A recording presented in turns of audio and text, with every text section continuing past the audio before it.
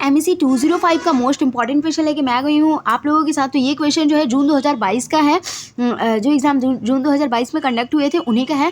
तो आप देख सकते हैं क्वेश्चन नंबर 1 है, बॉम्बे योजना के अव्यय क्या थे, एलिमेंट्स क्या थे, और आप ऐसा मानते हैं कि बॉम्बे योजना तत्कालिक स्वतंत्रता काल में भारतीय आर्थिक नीति के विकास में सहायक कारक थी, व्याख्या कीजिए। तो आइए देखते हैं, ये क्वेश्चन पहले देख लीजिए किस तरह से क्वेश्चन को डिस्क्राइब किया जाता है।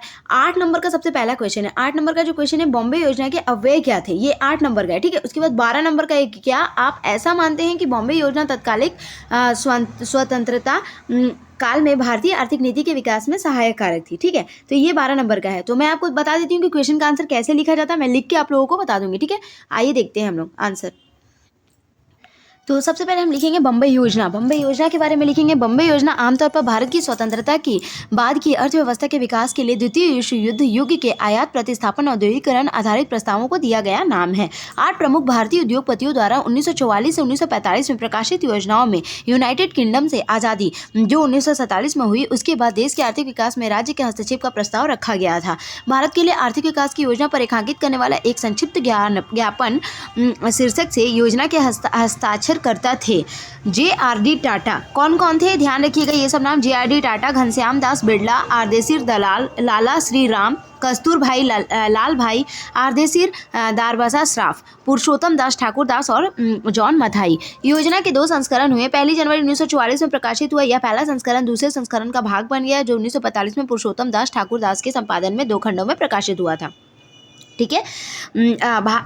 हालांकि भारत के जो पहले प्रधानमंत्री थे जवाहरलाल नेहरू ने आधिकारिक तौर पर योजना को स्वीकार नहीं किया था। नेहरूवादी युग में बॉम्बे योजना के कार्यान्वयन को देखा प्रभावी रूप से एक काफ़ी हद तक हस्तक्षेप करने वाला राज्य और एक बड़े सार्वजनिक क्षेत्र वाली अर्थव्यवस्था, इसके कथित प्रभाव ने इसे प्रतिष्ठित दर्जा दिया। और यह कहना कोई अतिशयोक्ति नहीं है कि बॉम्बे योजना ने भारतीय इतिहास लेखन में एक पुरानी स्थिति पर कब्जा कर लिया था।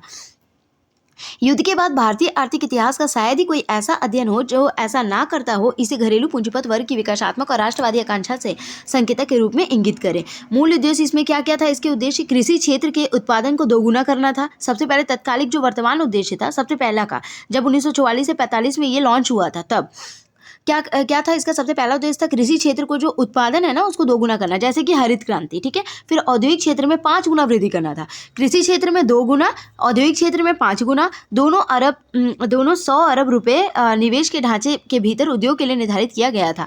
मतलब 15 वर्षों में 100 अरब रुपए इसमें निवेश किया गया था बम्बई योजना में। अब 15 वर्षों में बोला गया था कि कृषि में 2 गुना परिवर्तन होना चाहिए और औद्योगिक क्षेत्र में 5 गुना वृद्धि होना चाहिए, ठीक है। आगे देखते हैं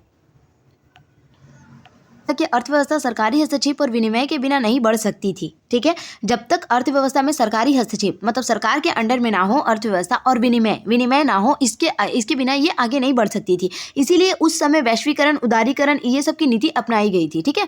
इस धारणा के तहत कि नवोदित भारतीय उद्योग मुक्त बाजार अर्थव्यवस्था में प्रतिस्पर्धा करने में सक्षम नहीं होंगे, योजना ने प्रस्तावित किया कि भविष्य की सरकार स्थानीय विदेशी बाजारों में विदेशी प्रतिस्पर्धा के खिलाफ स्वदेशी उद्योगों की रक्षा करेगी। बॉम्बे योजना के अन्य मुख्य बिंदु थे घाटे के वित्त पोषण, समान विकास की योजना बनाने में सरकार की सक्रिय भूमिका, एक कृषि प्रधान समाज में एक औद्योगिक समाज में संक्रमण, और उस स्थिति में जब निजी क्षेत्र तुरंत ऐसा नहीं कर सकता था, महत्वपूर्ण उद्योग को सार्वजनिक क्षेत्र के उद्यमों के रूप में स्थापित करना और साथ ही योजनाबद्ध खरीद के माध्यम से उत्पादन के लिए बाजार सुनिश्चित करना, ठीक है। हालांकि बॉम्बे योजना ने स्वयं एक समाजवादी एजेंडे का प्रस्ताव नहीं किया था। लगभग सभी टिप्पणी कर स्वीकार करते हैं कि 1944 से 45 की बॉम्बे योजना में 1950 की पहली पंचवर्षीय योजना तक एक निरंतरता सीधी रेखा है।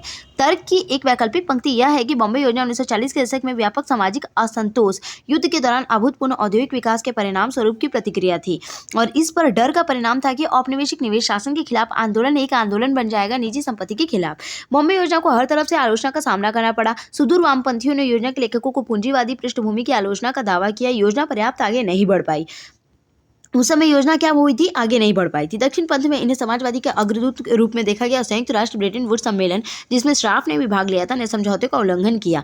अर्थशास्त्रियों ने तकनीकी योजना के आधार पर आलोचना की। इस तथ्य पर ध्यान नहीं दिया गया कि पूंजी बढ़ाने में मुद्रास्फीति पर प्रभाव पड़ता, और इसके साथ ही इस लेखनों में आगे पूंजी उत्पन्न करने के लिए भी भारतीय अर्थव्यवस्था की क्षमता को कम करके आंका था।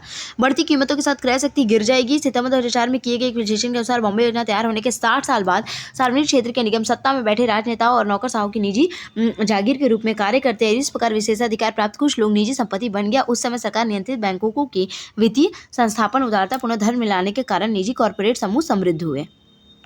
प्लीज लाइक और सब्सक्राइब फॉर मोर।